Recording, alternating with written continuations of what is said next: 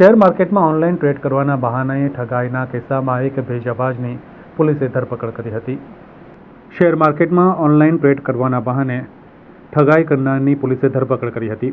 વડોદરા શહેરમાં રહેતા Smitaben Surve cyber crime police સ્ટેશનમાં 12 જૂનના રોજ ફરિયાદ નોંધાવી હતી કે ગૂગલમાં શેર માર્કેટની એડ પર ક્લિક કરતા એક ફોર્મ ખુલ્યું હતું, જેમાં મોબાઈલ નંબર તેમજ નામની માહિતી હોય તેઓએ ભરી હતી. ત્યારબાદ તેમના મોબાઈલ નંબર પર અજાણ્યા મોબાઈલ નંબર પરથી ફોન આવ્યો હતો અને જણાવ્યું હતું કે ટ્રેડોન કંપનીમાંથી બોલે છે અને ટ્રેડિંગની માહિતી માટે બીજો ફોન આવશે, જેઓ આગળ કઈ રીતે ટ્રેડિંગ કરવાનું તે માટે સલાહ આપશે.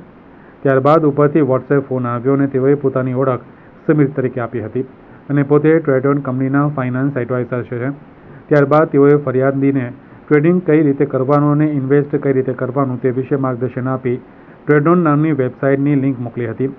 તેમાં તેઓએ રજિસ્ટ્રેશન માટે ટ્રેડોન સાઇટ પર આપેલ ફોન ઓપ્શન પસંદ કરી ફરિયાદીએ તેમના બેંક ખાતામાંથી અલગ અલગ બહાના હેઠળ રૂપિયા 1,20,000 ટ્રાન્સફર કરાવ્યા હતા, જેમાં તેમના બેંક એકાઉન્ટમાં રૂપિયા 20,000 પરત આપ્યા હતા, જેથી મહિલા પાસે 1 લાખ પરત નહીં આપી ઓનલાઈન છેતરપિંડી કરી હતી.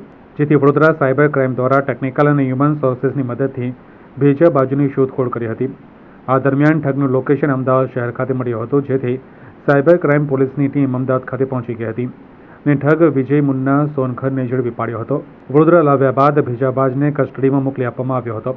ઉલ્લેખનીય છે કે આરોપીએ પોતાના 3થી વધુ બેંક ખાતાઓ અને સિમ કાર્ડ એક્ટિવ કરીને સહ આરોપીઓને આર્થિક લાભ મેળવી આપી દીધેલ હતો, જે પૈકી આરોપીના એક બેંક ખાતામાં માત્ર 1 અઠવાડિયામાં જ ફ્રોડના 4.50 કરોડથી વધુ રૂપિયા જમા થયા છે.